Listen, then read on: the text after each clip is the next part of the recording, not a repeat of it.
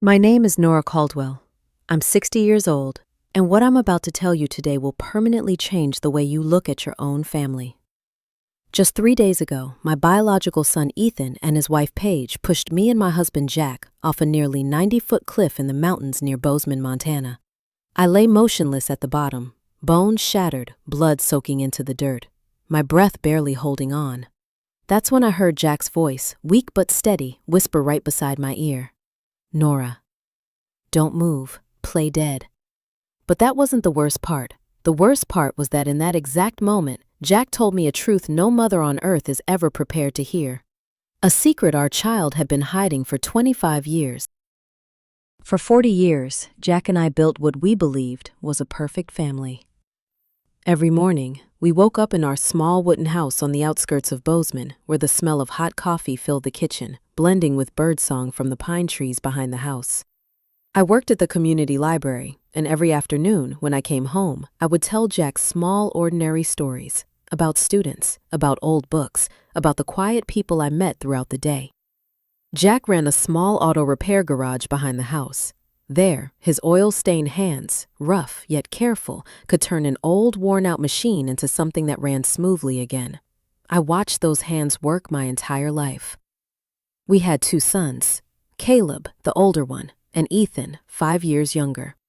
Caleb was the heart of the house. He laughed easily, was always ready to help his father in the garage, always the one who stood in the middle when the air inside our home grew heavy. Ethan was different, quieter, more withdrawn, more closed off. But to me, a mother's love left no room for comparison. At least, that's what I always believed. Every Sunday after church, the whole family gathered around the large wooden table Jack had built himself years earlier. Caleb would excitedly talk about his plans for the future, his studies, his big dreams. And Ethan usually stayed silent, gently nudging food around his plate with his fork, his eyes always seeming to be somewhere far away. Life back then was so simple it was almost invisible, and yet so beautiful I believed it would last forever. In the evenings, Jack and I would walk along the trail near our home. We talked about the future, about watching our sons grow, about grandchildren not yet born, about how we would grow old together, right there in that very house. I never imagined those peaceful steps were quietly preparing us for the path that would nearly take my life.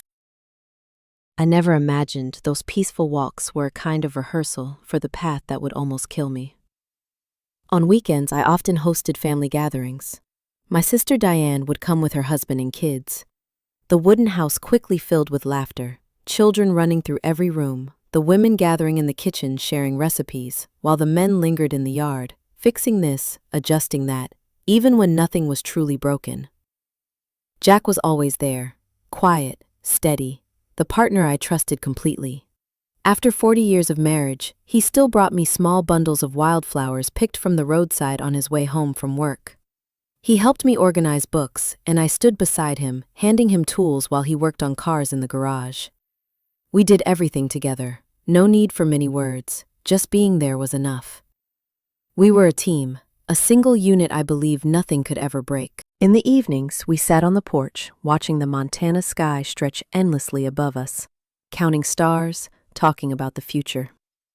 We talked about trips we would take after retirement, about seeing the ocean for the first time, about building a smaller house once the boys had families of their own.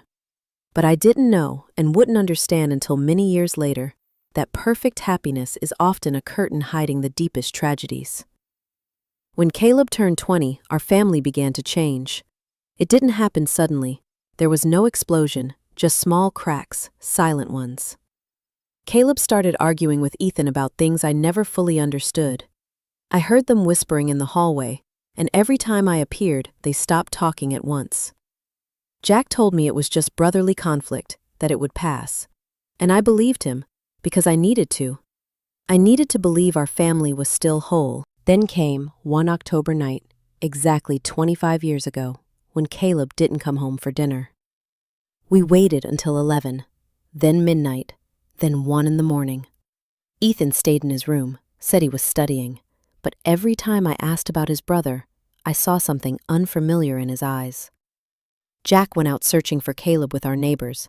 They checked every road, every trail, every place Caleb usually went. By dawn, they found my son's body at the bottom of a ravine near the river. The police said it was an accident, that maybe Caleb had slipped in the dark. I didn't question their explanation, because I couldn't imagine that the truth was far more horrifying. Caleb's funeral was the darkest day of my life. I wore my only black dress, the same one I had worn to my mother's funeral. Ethan, strangely, seemed calm for someone who had just lost a brother. While I cried until there were no tears left, he stood there in silence, with an expression that now, knowing the truth, still sends a chill down my spine. Jack never left my side that day.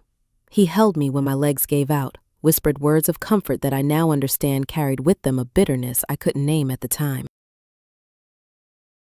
After Caleb's death, Ethan changed completely. He became more attentive, more caring, as if he were trying to make up for something.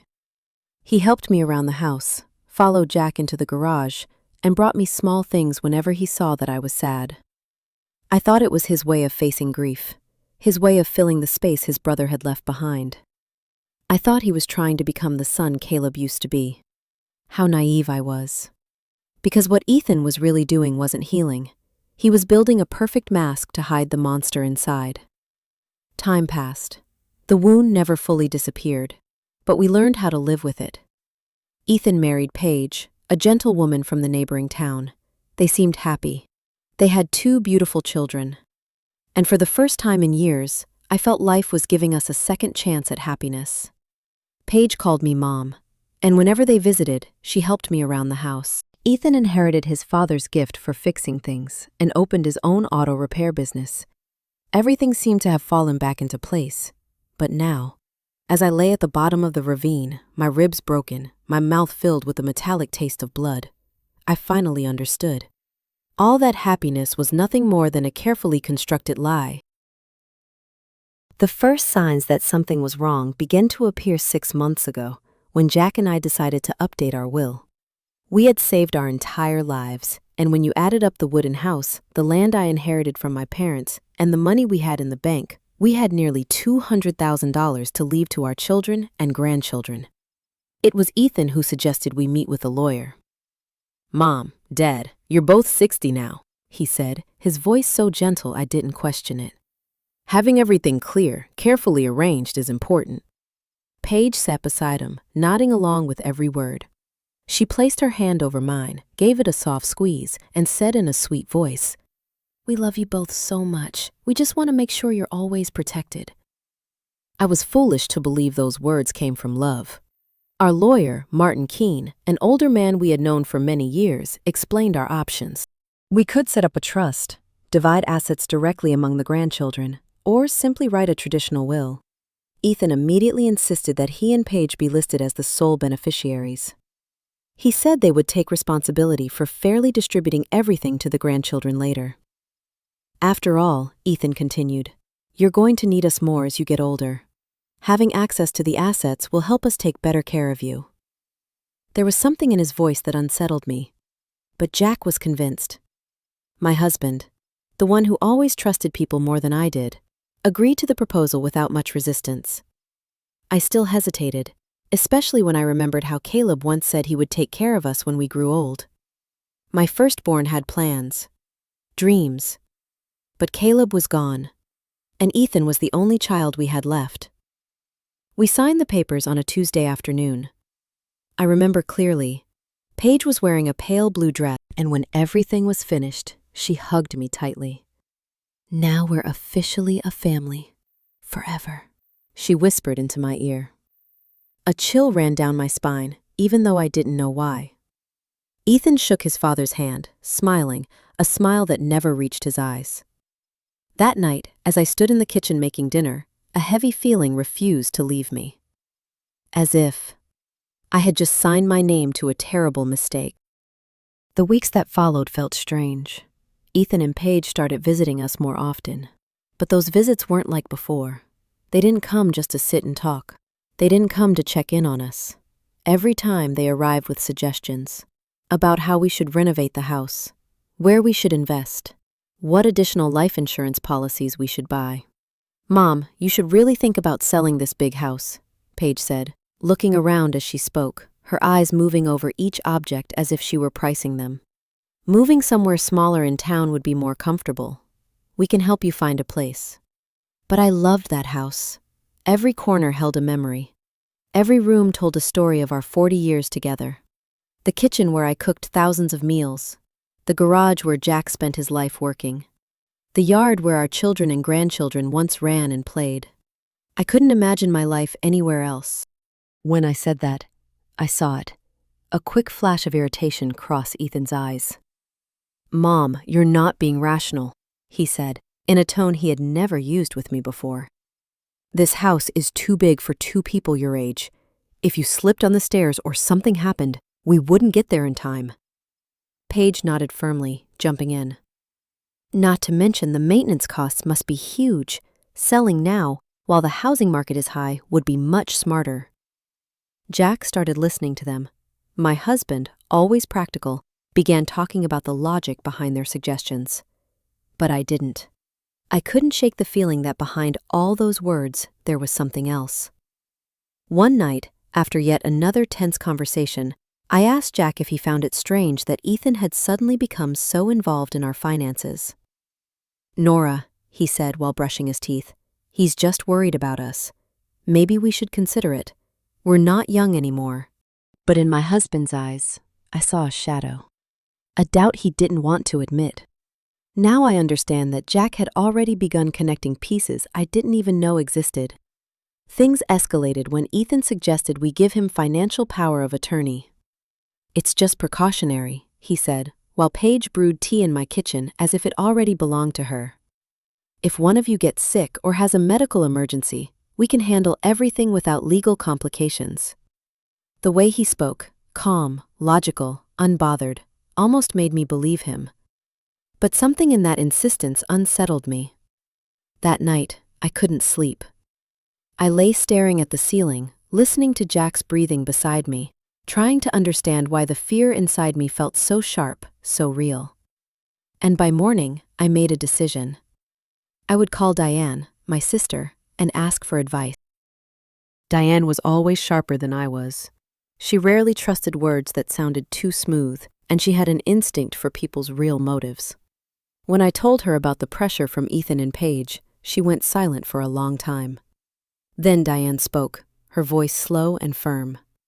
"Nora, doesn't it strike you as strange that Ethan is so eager to take control of your finances?" She paused, then continued. "He has his own business. He's always said things were going well. So why does he need to control your money this badly?" Her words hit me like a slap. She was right. Ethan had never complained about money, never asked for loans, never acted like he was struggling financially. That afternoon, when Ethan came by again to talk more about our future, I decided to confront him. "Son," I said as we sat in the living room, "why is it so important for you to control your parents' finances? Your father and I are still clear-minded." Ethan's reaction was immediate. His face hardened, and in that moment I saw something in his eyes that made me shiver. Cold, calculating, dangerous. "Mom, it's not about control," he replied, his voice tight. "It's love, care, family responsibility." But the way he emphasized the words, family responsibility, sounded more like a threat than affection. Paige, who had been silent until then, finally stepped in, her voice gentle but firm.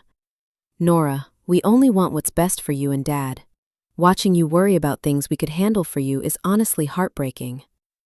That night, after they left, Jack and I had our first serious argument in years. Jack thought I was being paranoid, creating problems where none existed. But I couldn't shake the feeling that something had changed too much. "Jack," I said as we washed dishes, "do you remember Ethan before Caleb died? He's so different now." I searched for words. Back then, he was more distant, more closed off. There was something about him that scared me. Jack stopped moving. The plate in his hands froze in place. He turned toward me, and for the first time, I saw it in his eyes. Recognition. "Nora," he said very softly, "there are things about Caleb's death I never told you." My heart started pounding so hard I thought it might break. "What things about Caleb's death?" I asked, my voice shaking. Jack dropped into the kitchen chair, the table where we had eaten thousands of family meals, where Caleb had done homework, and where Ethan always sat in silence. He covered his face with his hands, as if trying to erase memories that had tortured him for 25 years. "The night Caleb died," he began, his voice breaking. "Ethan wasn't in his room studying like he said. I saw him leave the house around 8 that evening, and I followed him." I stopped breathing. "He was acting strange back then," Jack continued. "More irritable, more resentful." He stared down at his hands, as if the truth were carved into them. "I saw the two of them arguing by the ravine." I whispered, "What were they fighting about?" Jack looked up, his eyes were wet. "Inheritance," he said. "Ethan was angry that Caleb was the firstborn, that by tradition he would inherit more." Then he stopped, swallowed hard. "But there was something else. About money Caleb had discovered." "What money?" I asked, feeling the ground give way beneath me. 3 days before he died, Jack said, Caleb came to me in the garage.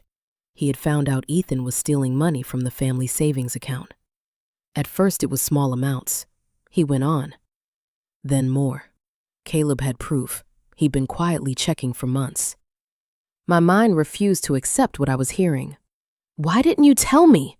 I burst out, betrayal piling on betrayal. "Because when I got to the ravine," Jack said, his voice choking, "it was already too late. I saw Ethan standing next to Caleb's body. He was shaking, crying, repeating over and over that it was an accident. He said Caleb slipped when he tried to hit him, that he was just defending himself." My tears came uncontrollably. "But you believed him," I whispered. Jack nodded slowly. His face carried a guilt that had followed him for decades. "He's my son," he said, "my youngest, begging me for help. Caleb was dead. I couldn't bring him back by destroying the one I had left. I thought it really was an accident, that Ethan had learned his lesson." "And the money?" I asked, needing every detail of this nightmare. "Ethan promised to pay it back," Jack said. "He said he took it to invest in a business that failed. He swore he would never do it again." "And you believed him?" "God forgive me," Jack whispered. "I believed him because I needed to believe my son wasn't a murderer." I stood up, unsteady, grabbing the wall to keep from falling. Everything I believed about my family, about my surviving son, about the last 25 years, was a lie. "Did he ever pay it back?" I asked, already knowing the answer. "Never," Jack said. "In fact, he kept taking more, little by little." "And I pretended not to see it," he said, "because admitting it meant admitting I had helped cover up a murder. I became his accomplice, Nora." Every time Jack stayed silent, every time he looked away, he sank deeper into that guilt. And in that moment, everything became clear. "That's why he wants control now," I whispered. "Not because he cares. He wants to finish what he started 25 years ago." Jack nodded heavily. "And there's something else," he said. "Something I discovered a few weeks ago." He went to his desk, pulled out a stack of papers hidden beneath other documents. I quietly checked Ethan's finances. His business isn't doing well at all. He's on the edge of bankruptcy. He owes over $100,000 to banks and suppliers. My hand shook as I held the papers. Ethan, the successful man he pretended to be, was actually desperate, living on lies and stolen money for decades. "Does Paige know?" I asked. "I'm sure she does," Jack said. "The way she steers conversations, the questions about savings, the value of the house, insurance. Those aren't innocent questions. They're the questions of someone calculating how much our deaths would be worth." The words turned my blood cold.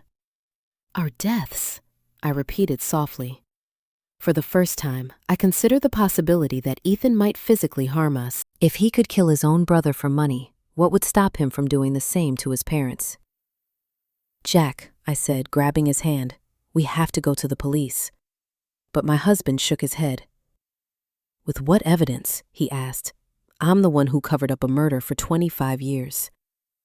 If I speak now, I go to prison too.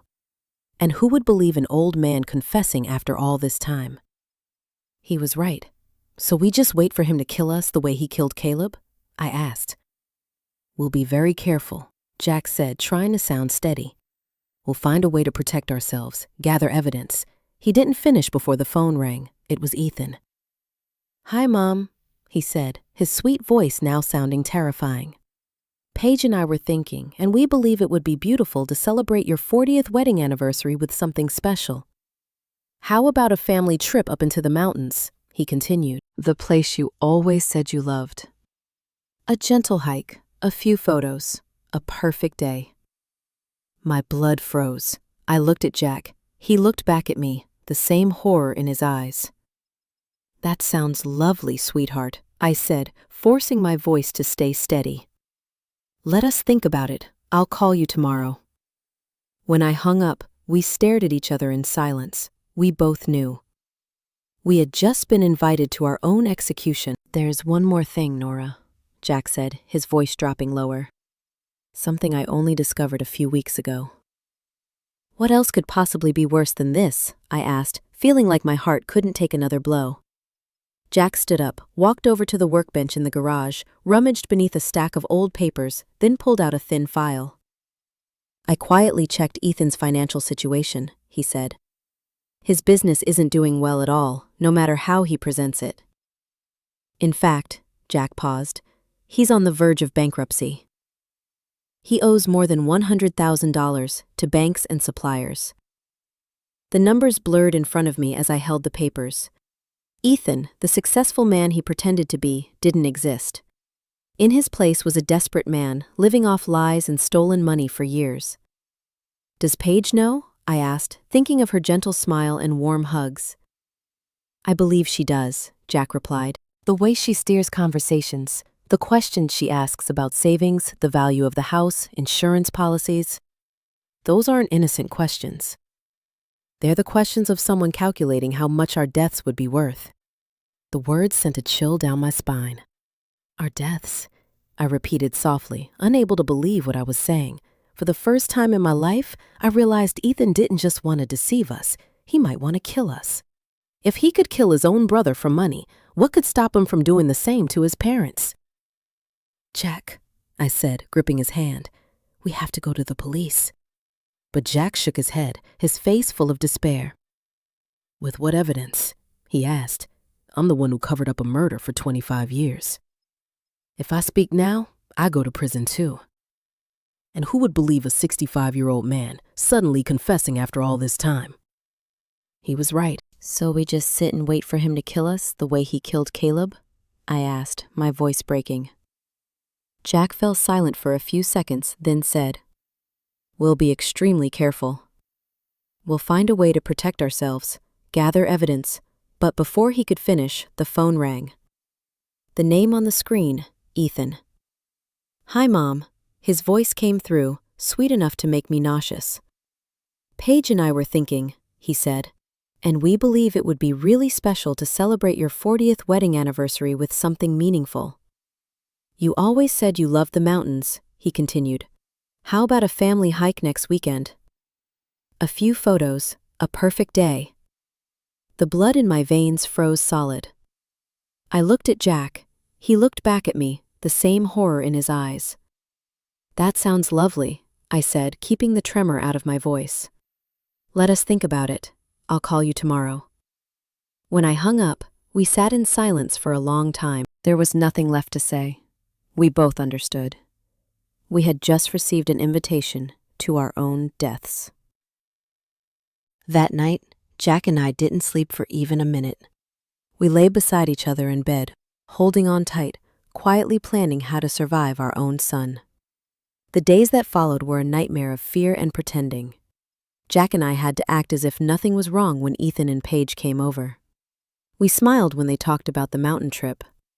We nodded as they excitedly described a perfect family day. But inside me, every nerve was screaming in terror. I knew I was looking straight into the eyes of the people who killed Caleb, and who were now planning to do the same to Jack and me.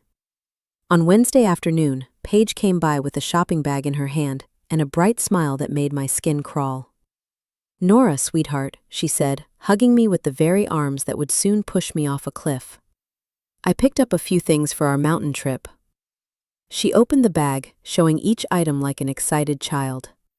Cookies, drinks, fruit, everything you'd need for a picnic. But all I could think about was how each of those things could be used to cover up a murder. "I also brought my new camera," Paige added, pulling out an expensive-looking device. "I want to capture every moment of this special day. Photos we'll remember forever." The irony in her words made my stomach twist. The only photo she would really need would be one of shattered bodies at the bottom of a cliff, if anyone ever found them. Ethan appeared behind her, a brand new hiking backpack slung over his shoulders.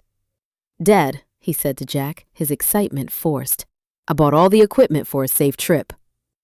Ropes, harnesses, flashlights, a first aid kit. Every item he mentioned sounded like a cruel mockery. Safety gear for planning the murder of your own parents. The sickness of it all left me dizzy. "Doesn't it sound a bit dangerous for people our age?"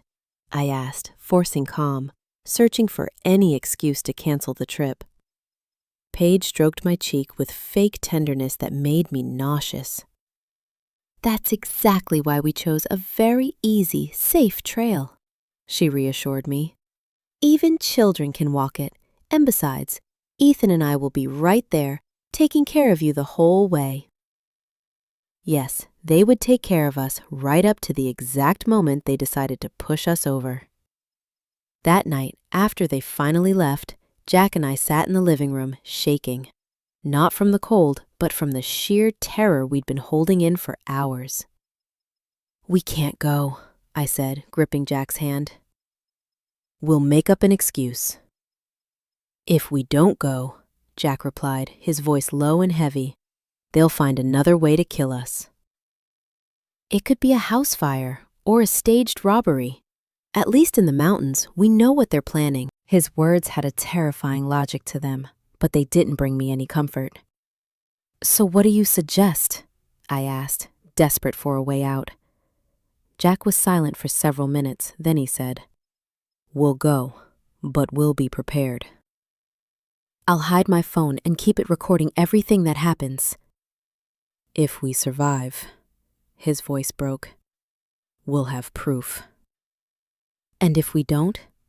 He didn't finish the sentence. "At least the truth won't die with us." Friday night, we could barely eat dinner. We knew it might be our last meal together in that kitchen that had held so many happy memories from when we were a real family. Jack reviewed the will one last time, making sure that if something happened, Ethan wouldn't be able to take everything without leaving a trail of suspicion. "I wrote a letter," Jack said, pulling out a carefully sealed envelope. "It's addressed to Diane. In it, I explain everything we know about Caleb's death and what we believe Ethan is planning. I hid it where we keep our important documents. If we don't come back from this trip, at least she'll know where to look for the truth."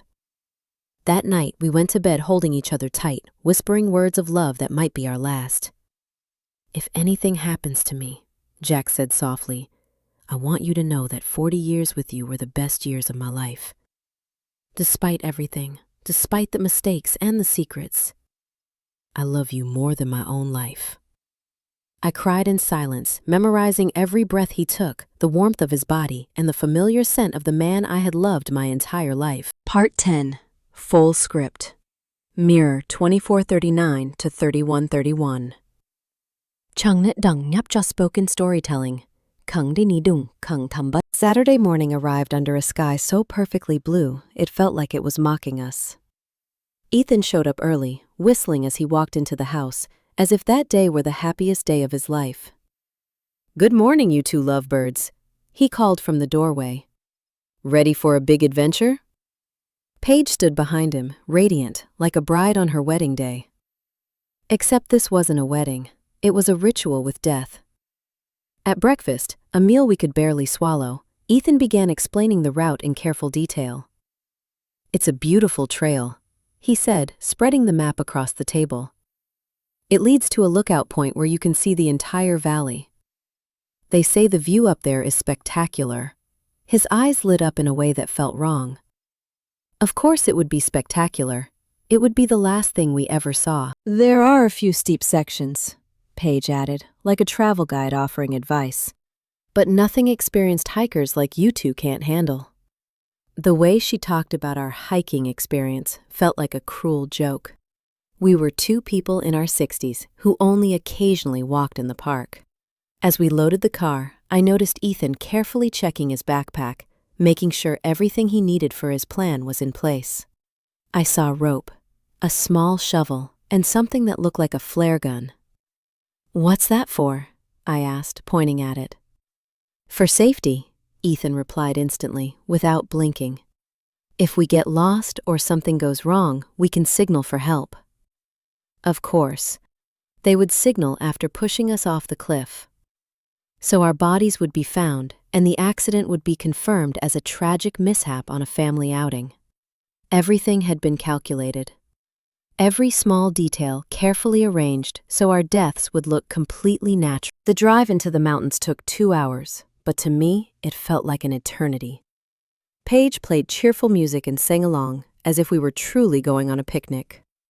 Ethan drove carefully, obeyed every speed limit, stopped at every sign. He didn't want a random accident to ruin his perfect plan. Throughout the drive, Jack discreetly held my hand and turned on the recording on his phone. Everything that happened from that moment on was being saved. If we survived, we would have proof. If we didn't, at least the truth would not die with us. When the car stopped at the trailhead, my heart pounded so hard I thought it would burst. The place was beautiful, tall trees, the sound of a river somewhere nearby. But to me, it had already become our execution site. Ethan and Paige pulled their backpacks from the car, and for the first time in 25 years, I saw it again in his eyes. The same cold look he had worn the night he killed his brother. At first, the trail was easy, winding through green trees and moss-covered rocks. Paige walked ahead, constantly taking photos, marveling at the scenery. "Look at those wildflowers," she exclaimed, pointing at a patch of yellow blooms. "And that bird, isn't it beautiful?" Her performance was flawless, a joyful daughter-in-law enjoying a special day with her husband's family.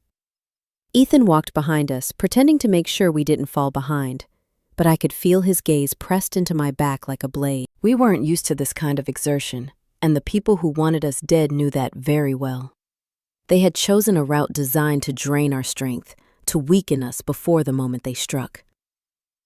"We're almost at the lookout," Paige announced, but according to the map I'd seen at home, we still had at least an hour to go. That lie confirmed what I already knew. The place where they planned to kill us was very close. As we walked, I forced myself to memorize every detail of the trail, every tree, every rock, anything that could help me describe. "That cliff has an amazing view. Why don't we climb up there and take some special photos?"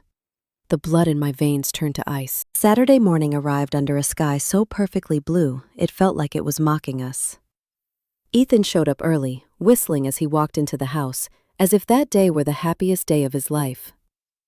"Good morning, you two lovebirds," he called from the doorway. "Ready for a big adventure?" "There are a few steep sections," Paige added, like a travel guide offering advice. "But nothing experienced hikers like you two can't handle."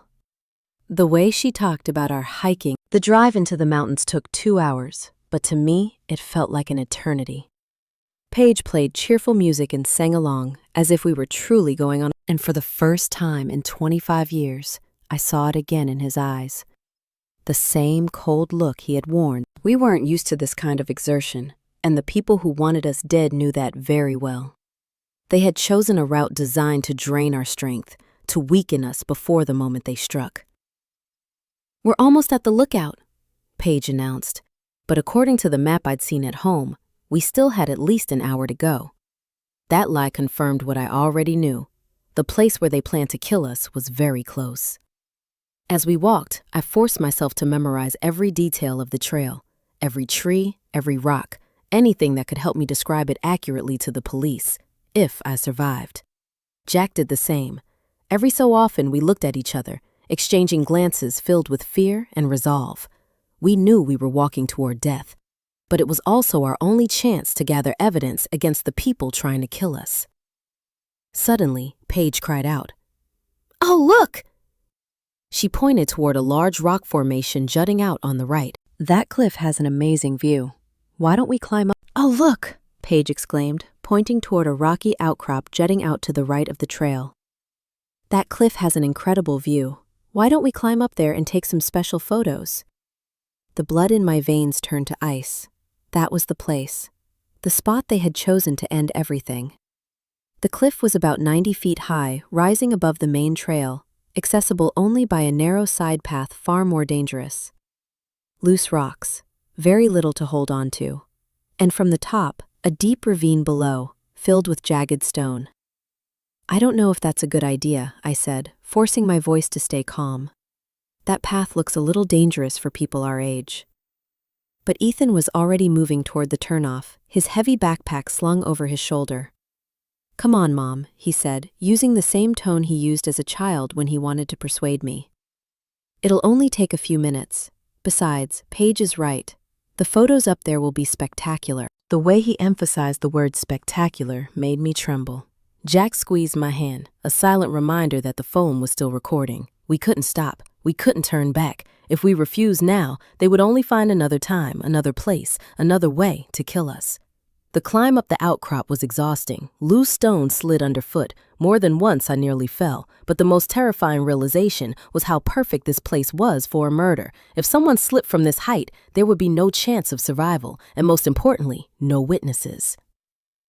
"Almost there!" Paige shouted from above, already at the top with a speed that felt unsettling. Ethan followed, then turned back to help Jack and me over the final steps, his hand clamped around my arm like a claw. The lookout point was truly beautiful. From there, you could see the entire valley, the distant mountain ranges, and the river winding through the forest. In any other life, this would have been a beautiful moment to share with family. But to me, it felt like the perfect setting for a nightmare. "Stand over here for the picture," Paige called, positioning herself right at the edge of the cliff. "I want the whole valley as the background." Jack and I moved closer, one step at a time, each step bringing us closer to the point of no return. I saw Ethan quietly shifting behind us, calculating angles, distances. "Perfect," Paige said, lifting the camera. "Now hold each other and smile." Jack and I held each other, perhaps for the last time, as she took one photo after another. Each flash felt like lightning, warning of a storm about to break. "Let's take one more," Ethan said, stepping closer. "But this time, take a small step back so the view looks better." One step back was all it took to reach the edge. Jack and I looked at each other. The moment had arrived. We did as instructed, feeling solid ground, and then we fell. "Nora." "Jack?" I whispered, feeling time tighten around my throat. "Before it's too late, I need you to tell me everything. Everything that really happened the night Caleb died." Jack took a deep breath, as if he had been waiting for this moment for 25 years. "That night," he began, his voice trembling, "Caleb came to me in the garage. He was furious. In his hands, a stack of papers, bank statements. He showed me proof that Ethan had been taking money from the family account for months. At first, small amounts, then larger ones. Caleb had investigated. He noticed the numbers didn't add up. The physical pain mixed with emotional agony as I listened to the truth that had been buried for decades. Caleb wanted to confront Ethan that very night, Jack continued. I tried to calm him, told him to wait until morning, but he refused. He said he couldn't sleep, knowing his brother was stealing money from his own parents. "And you followed him?" I asked, even though I already knew the answer. "I followed him," Jack said, "because I was afraid something terrible would happen. I knew how Caleb was when he was angry, and I had already started to sense that something was very wrong with Ethan. A coldness that made my skin crawl. When I reached the ravine," Jack went on, "I saw the two of them screaming in each other's faces. Caleb was holding the papers, waving them at Ethan. 'You're a thief,' he shouted. 'You're stealing money from your own parents.' My chest tightened as I pictured my two sons facing each other in the dark. Then what happened? I whispered. Jack was silent for a long time before continuing. Caleb said that if Ethan didn't return the money and confess to us, he would tell the truth himself. Ethan snapped. He screamed that Caleb was always the favorite, that everything came easily to him. He said it was time for things to change. Jack's voice broke. Then Ethan pushed him. Not an accident. He pushed him with all his strength. I saw Caleb trying to regain his balance, his arms flailing, grasping for something to hold on to. But it was too late. Tears streamed down my face, mixing with the blood on my cheek. "Why didn't you tell me?" I asked, my voice shattered. Because when I ran to Ethan, Jack said, he was crying, shaking, repeating over and over that it was an accident. He begged me not to tell you. He said he couldn't lose you too. "But you knew it was a lie," I said. "I knew," Jack whispered, "but he was my son, the only one I had left. I couldn't turn him over to the police. I couldn't destroy what little remained of our family." That justification hurt no less than the wounds in my body. "And the money?" I asked. He promised to pay it back, little by little, said he took it to invest but failed. He swore he would never do it again. But he never paid back a single dollar. Instead, he kept taking more. And every time I stayed silent, I became his accomplice. Just then, we heard voices in the distance. Ethan and Paige had found help. The voices grew clearer. The sound of a helicopter echoed overhead. The rescue team had arrived. And with them came the most critical moment of our lives. Jack and I had to make a decision in just minutes. Keep playing dead until the right moment, or risk being rescued alongside the people who had tried to kill us. "Nora," Jack whispered urgently. The phone recorded everything up there. Paige's confession. Ethan saying we were obstacles. We have it all. But if they find out we're alive right now, they'll find a way to destroy the evidence. He was right. If Ethan and Paige knew we had survived and captured their confessions, this time they wouldn't stage an accident. They would finish the job. "Mom, Dad down here." Ethan's voice rang out from above, filled with fake panic. "Please, hurry!" His performance was flawless. If I didn't know the truth, I would have believed it was a son grieving his parents. "Stay calm, sir," a firm voice replied, likely the rescue team leader. "We're coming down to check." I heard the ropes, the clink of metal hooks. Paige began sobbing. "I can't believe this happened," she said. "We were taking pictures, having such a good time. Then the rock slipped." Every word she spoke was a knife twisting in my heart, because I knew this was the story she would tell the police, the press, the entire world. The rescue team began descending, boots striking stone, closer and closer. "There are people here!" Someone shouted when they found us. I kept my eyes shut, my breathing barely there. I felt fingers checking my pulse, an ear pressed near my mouth. "The man has a very weak pulse," he said. "The woman, hard to tell." My heart raced. The plan was working. They believed Jack was near death, and I, almost gone. "Lower the medical team now." In the next minutes, long as a lifetime, they worked to stabilize us. Oxygen masks, immobilization straps, rescue stretchers. "The man is stable but critical," I heard over the radio. "The woman is severe, pulse barely detectable. She needs immediate transport." Perfect. They would take us to safety, to a place where Ethan and Paige could no longer silence us. As the stretcher was lifted, I heard Paige's sobs and words of comfort directed at her and Ethan. "It's a miracle they survived," someone said. "You were so brave." If only they knew, the real miracle was that Jack and I were still alive to tell the truth. Inside the medical helicopter, I sensed Jack's presence on the stretcher beside me. The paramedics focused on him. From fragments of conversation, I understood his condition was worse than mine. For one horrifying moment, I feared he might die before we had the chance to tell everything. "If you can hear me," a paramedic whispered, "please hold on. We're almost at the hospital."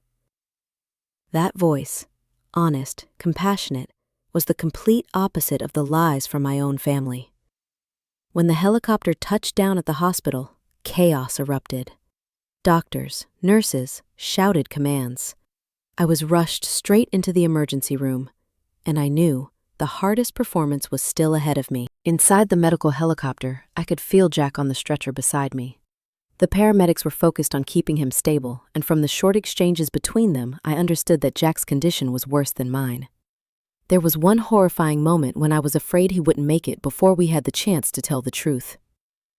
"If you can hear me," a paramedic said softly, his voice full of sincerity, "please hang on. We'll be at the hospital in just a few more minutes."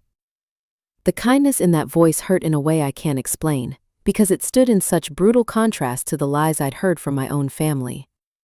When the helicopter landed, everything turned to chaos. Doctors and nurses rushed back and forth, medical orders fired non-stop. I was taken straight into the emergency room, and I had to keep playing unconscious, even though every instinct in me was screaming to open my eyes, to beg for help. "Her vitals don't quite match," I heard a nurse say. "Her pulse is stronger than we'd expect." My heart seized. Had they figured it out? "That can happen in severe trauma cases," the doctor replied. "The body has strange ways of holding on to life. We'll keep monitoring closely." I exhaled silently. Then I heard fake sobbing. "Can we see them?" Ethan asked. "Just for a few minutes. We need to say goodbye, just in case." The doctor agreed. And then footsteps came closer to my bed. That was the most dangerous moment. I had to convince the person trying to kill me that I was dying. I felt Ethan standing at my side. His hand touched mine, and I had to summon every ounce of will not to pull away. "Mom," he whispered, "if you can hear me, I want you to know how much I love you. I'm sorry for what happened." Those words were honey laced with poison. Paige stood on the other side. "Sweet Nora," she said softly, "you were like a real mother to me. We'll never forget you." "Lies." Then Ethan leaned in closer and whispered into my ear in a voice cold to the bone, "I hope you've learned your lesson. You shouldn't ask so many questions about our money. Some truths are better left buried, like Caleb." In that instant, I knew our plan had worked, not only because those words were a confession, but because someone else had heard them. A nurse stood by the monitor, a young woman named Inns, according to her badge, and she froze. I saw her eyes widen in horror. She understood. She knew those words weren't normal. "What did you just say about Caleb?" Paige whispered, suddenly realizing Ethan had slipped. "It was nothing." Ethan snapped quietly. "I just meant she's always had questions about that night. Besides, it doesn't matter now." But it did matter, and Paige was smart enough to realize they had made a mistake. "Ethan," she said quickly, "let's go. Let the doctors work." After they left, Inns moved closer to me. "Ma'am," she whispered, barely audible, "I know you can hear me." What I just heard was not normal. "If you're in danger, you need to let me know." I gathered every bit of strength I had into the smallest movement possible. I moved my index finger.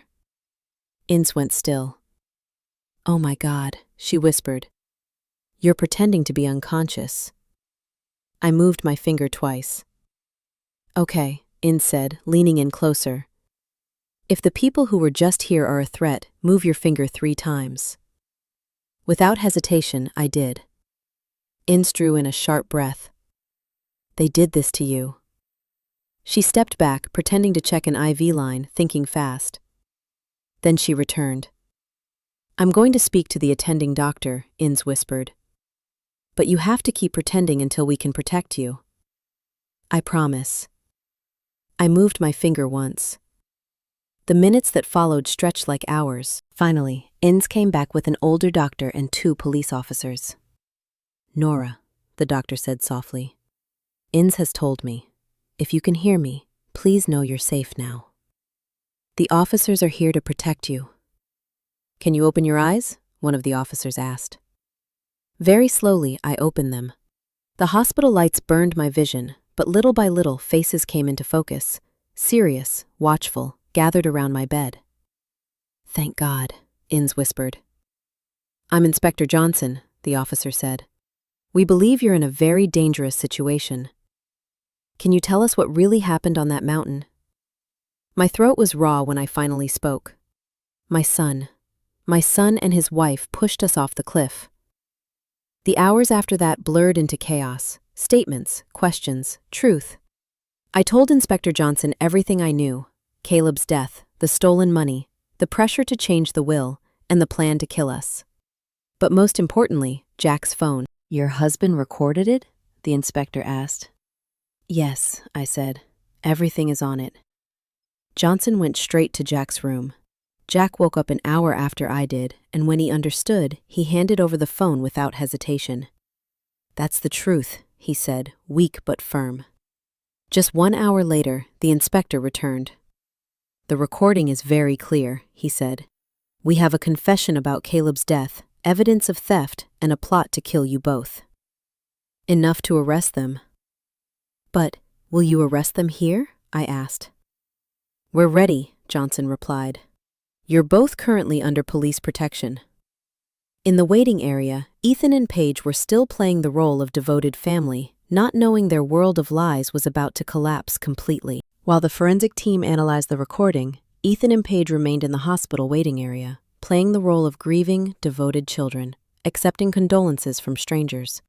They had no idea that just 1 floor above them, inside cold white rooms, the false world they had built for years was collapsing, piece by piece. "The recording is very clear," Inspector Johnson said after nearly an hour. "We have a direct confession regarding Caleb's death, evidence of financial theft, and proof that the attack on the mountain was planned in advance." I swallowed hard. "You're going to arrest them here, aren't you?" I asked, the fear still tight in my chest. "If they discover that you're both alive and talking," he nodded slowly. "We understand the danger. Officers are already in position." The irony made me nauseous. At that very moment, somewhere downstairs, Ethan and Paige were probably discussing our funeral, how to divide the assets, how to shape the story for the rest of their lives. They had no idea that we were tearing apart every layer of their lies. "There's one more thing," Inspector Johnson said, pulling out a file. "After hearing your story, we looked into your son's financial situation." My heart tightened. "He isn't just bankrupt," Johnson continued. "He also owes money to very dangerous creditors, people who don't accept apologies." My blood went cold. "You mean," I whispered. "You and your husband weren't just obstacles," he said bluntly. "You were his only way out. Without an inheritance, Ethan might be dead within weeks. Our deaths weren't just convenient, they were necessary." "What about my grandchildren?" I asked, a new pain rising as I thought of the innocent children. "Child Protective Services has taken temporary custody," Johnson replied gently. "But once you recover, you can apply for guardianship." The thought terrified me, and yet it was a rare flicker of light inside this nightmare. "It's time," Inspector Johnson said as an officer entered holding paperwork. "The arrest warrants are signed." Through the hospital window, I watched officers quietly moving through the parking lot. The moment we had waited for 25 years had finally arrived. "Ethan Black, Paige Black, you are under arrest for the murder of Caleb Black and the attempted murder of Jack and Hilda Black."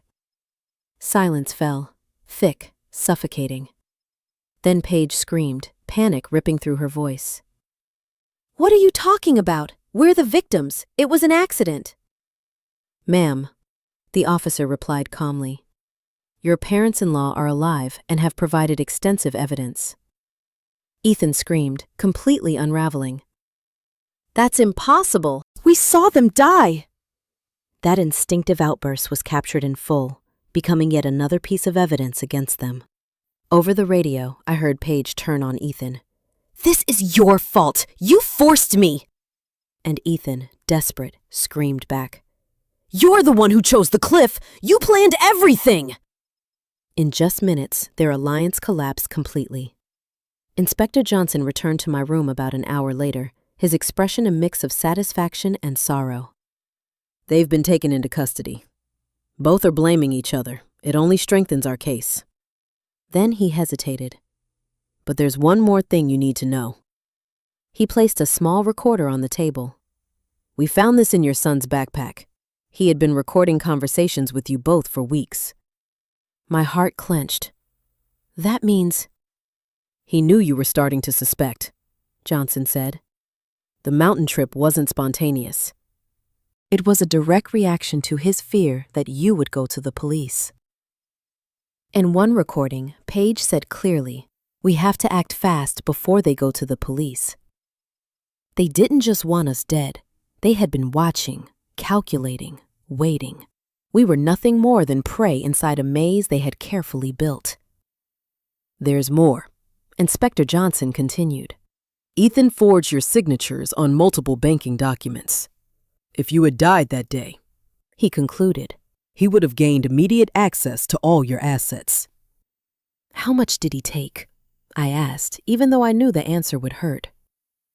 "About $50,000 over the last 5 years," he replied. "Small amounts, but together, a fortune." The money we had saved through a lifetime of work had fueled the false life of the very person who planned to kill us. The days that followed in the hospital passed in a blur of interrogations, lawyers, and media. The press called the case the most horrifying family betrayal of the decade. My sister Harriet arrived in tears, wrapping her arms around me. "I always felt something was wrong after Caleb's death," she said. "But I never imagined it went this far." "And the children?" I asked. "They're in temporary care," she replied quietly. "They only know their parents can't come home." Later, our lawyer Albert came to see us. "The case is solid," he said. "With the recordings, the arrest confessions, and the financial evidence, it will be very hard for them to escape." Then he lowered his voice.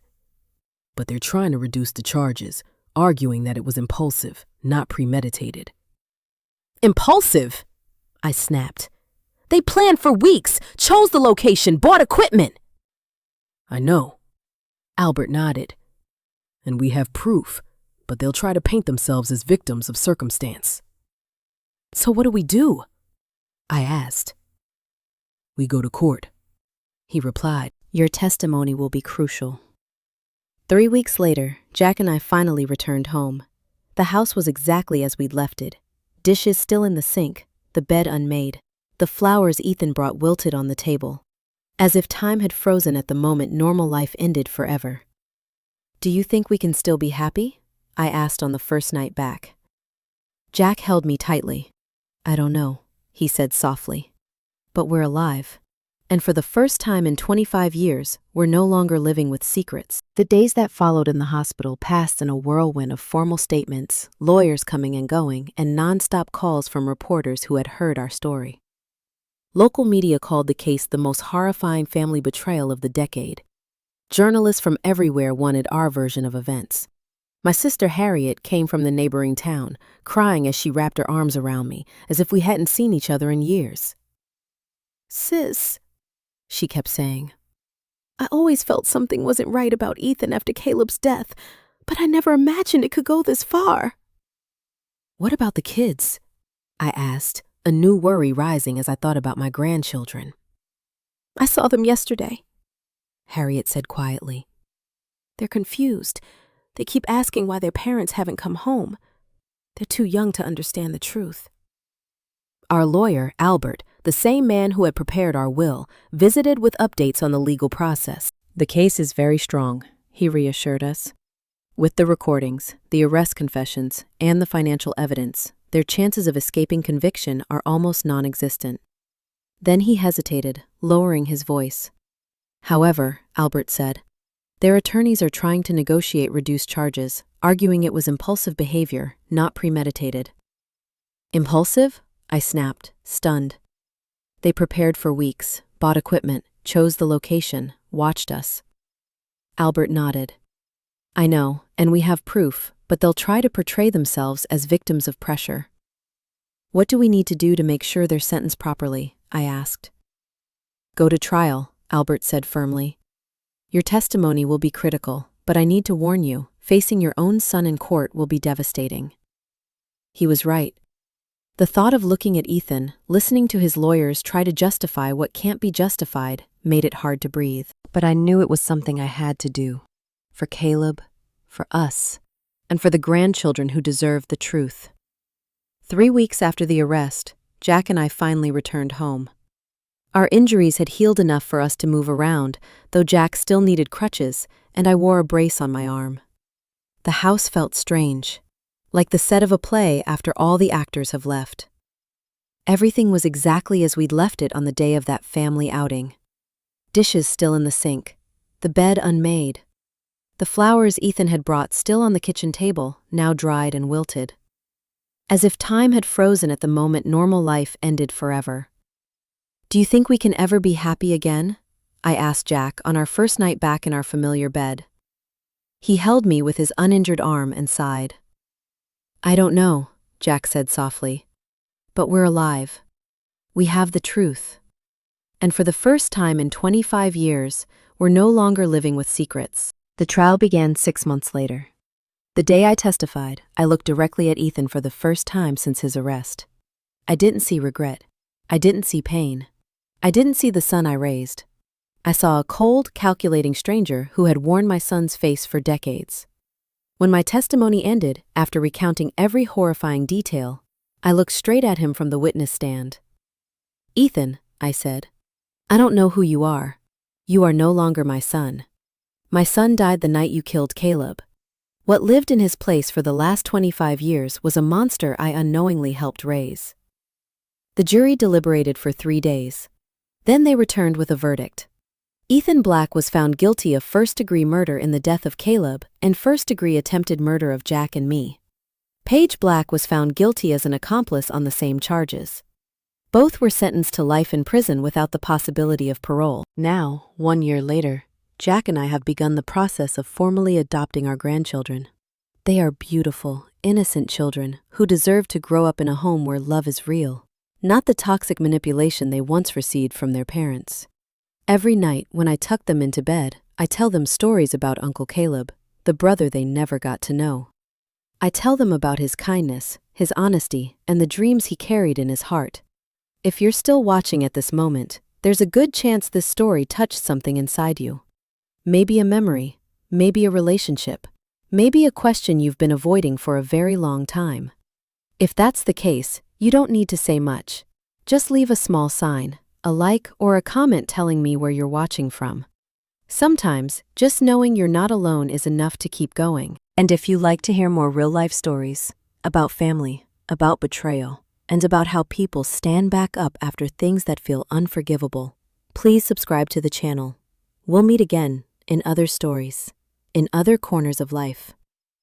Thank you for staying until the very end.